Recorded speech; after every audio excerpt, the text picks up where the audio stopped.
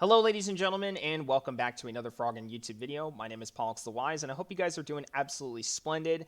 And apologies for not uploading, because I am a shameless procrastinator who is also a fat, lazy floge, and work and school has pretty much just taken up all of my time and energy. When I come home, I am just dead tired. I'm exhausted, and I just really don't have the motivation to record videos right now. That's why I've been doing a lot of live streams, but trying to get back into recording more often. In any case, hope I can make it up to you guys with the wait for part 3 of the geography of Kingdom Rush. And in today's episode, we're going to be specifically diving into some aspects about Lineria. So let's get started. So Lineria is a beautiful territory with a mixture of low-peaking hills, bountiful plains, and for the most part, relatively tranquil forests. Its network of dirt highways and various bridges allow the kingdom to bridge the gaps between its provinces, and the borders it shares with the rest of the outside world. Within its domain, there are a number of well-established settlements, each with their own individual purpose. Now, these locations are what fuels Lineria's wealth and strength, and each one of them represents a geopolitical, strategic, and economic importance.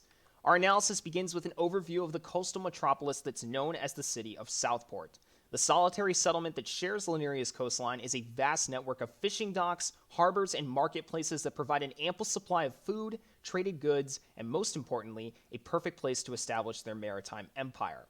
With that being said, Lineria is to be feared not only as a land-based superpower, but as a dominant navy on the waves of the Crystal Sea. The next place to take note of is the town of Pagaris, which lies east of the rural outskirts that are home to much of Lineria's farmlands. While it may not seem that important, Pagaris represents a strategic point of interest to Lineria's military.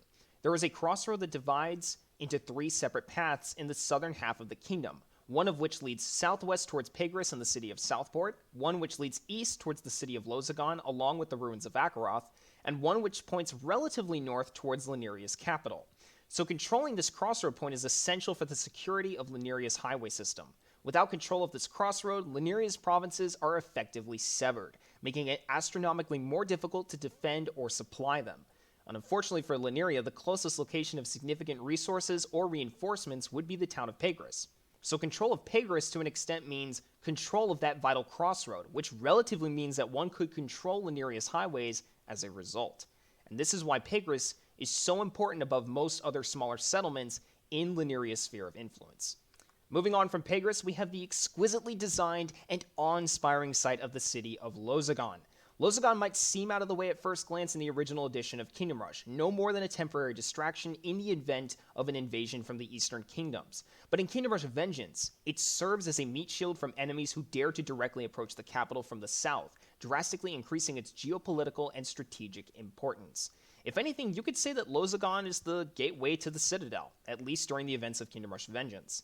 As if that doesn't establish Lozigan's importance enough, we find out during the main campaign of Vengeance that Magnus Spellbane resides here, and that his task is to maintain magical shields that engulf the entirety of the Citadel, where Dennis's castle is located.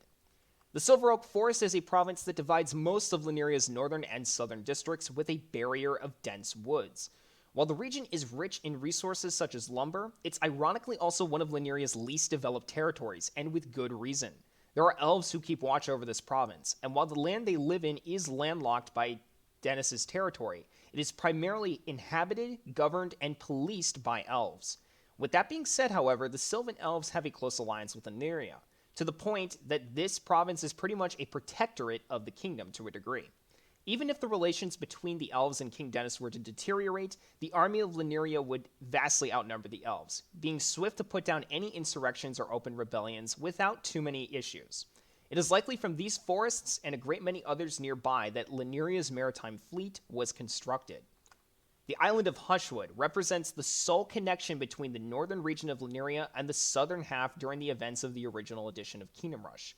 Now, while this does change with the appearance of Odal farmlands during Kingdom Rush Vengeance, Hushwood's importance only increases even further as the existing network of roads is modified to establish a far easier method to reach the city of Lozigan quickly from the Citadel.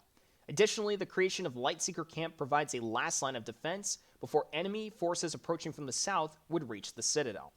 The provinces of Odal and Odal farmlands provide an ample supply of food to the citizens of Lineria while also representing a border between the far north and the eastern mountain range. I think their geopolitical and strategic importance is pretty obvious and it cannot be overstated enough. Control of these two locations provides an ever so thin buffer between invaders from the north and east with Llaneria's citadel. King Dennis may have mistakenly thought that by allying himself with King Arcas to the north and ignoring the Hakraj nation to the east, that his citadel would be snugly protected from any threats coming from those two different directions. But of course, we all know what happened as a result of Llaneria's poor response to being invaded during Kingdom Rush Vengeance. And now, here enters the crown jewel, which symbolizes Llaneria's strength, wealth, and power, the Citadel. Within these walls, the castle of His Majesty King Dennis juts proudly towards the skies, with turrets and roofs beyond counting. Having withstood one siege successfully from enemy troops, the terrain surrounding the citadel and even the gates and walls of the citadel itself were changed as a result, to make King Dennis's castle ever more inaccessible to the rest of the outside world. A good chunk of Llaneria's population does reside within the walls of these castles and the surrounding buildings, but not the majority. Nevertheless, it goes without saying that it does boast the most troops out of anywhere else on Llaneria's territory. Now, I could go on to summarize the economic and military aspects of Llaneria's geography, but without spoiling too much information, I think for now that this is as good as a place of any to wrap things up. And in any case, ladies and gentlemen, hope you guys enjoyed today's video, and I will hopefully see you guys all in the next one. Peace out.